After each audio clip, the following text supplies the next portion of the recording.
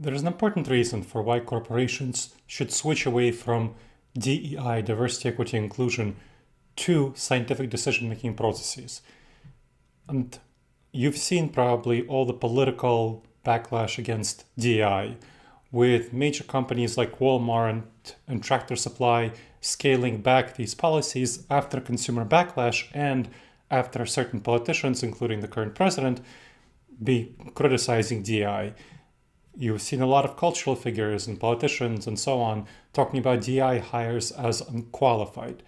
The critics say DEI undermines meritocracy, and of course we've seen it trigger cultural backlash like consumer protests. Reversals of DEI, however, can alienate employees who value equity and inclusion.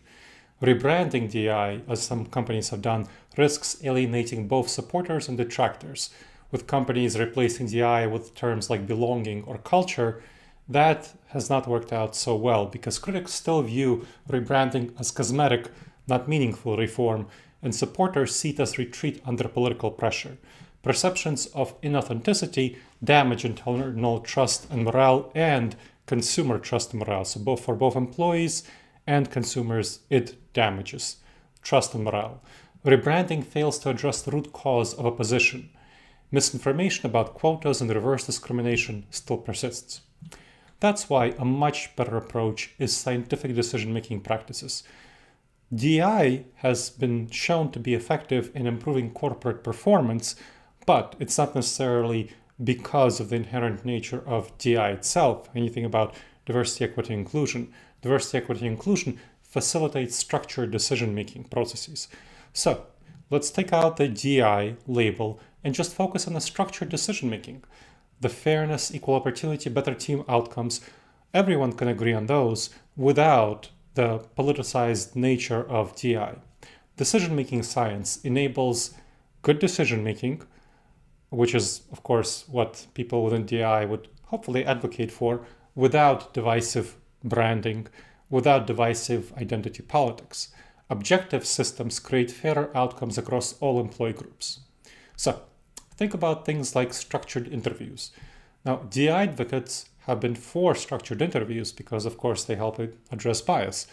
And decision-making science has been for structured interviews because it helps you make better decisions. It helps you not favor people who are like you. And of course, you don't want to hire too many people like you in a company because you need different strengths and skills. So that's an example. Same thing about promotions. Promotions should be based on metrics which reinforce transparency and merit rather than personal relationships and liking. Inclusive decision-making helps make sure that the decision is better. We've seen things like crowdsourcing and diverse group decision-making having better decision outcomes than decisions made by people who are homogeneous. Standardized resource allocation, fair and transparent, minimizes favoritism concerns. Clear processes for conflict resolution rather than traditional favoritism-based approaches reduce politicization and mistrust. That creates decision-making systems that are scalable, sustainable, and embedded in daily operations. Having that objective approach builds trust, diffuses politics, and drives performance. Metrics-based decisions respond to critics of ideological bias. They don't have a leg to stand on because it's based on clear, business-oriented objective metrics.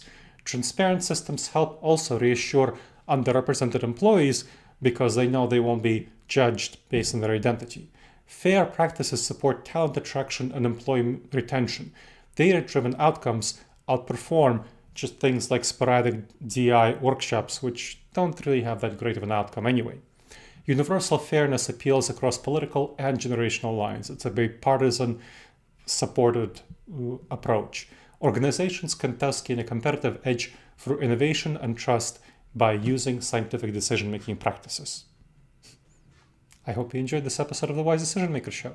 Please make sure to subscribe wherever you checked out the show and leave a review. It helps other people discover the show and helps us improve the show. And if you have any questions, email me at gleb, Gleb, at disasteravoidanceexperts.com.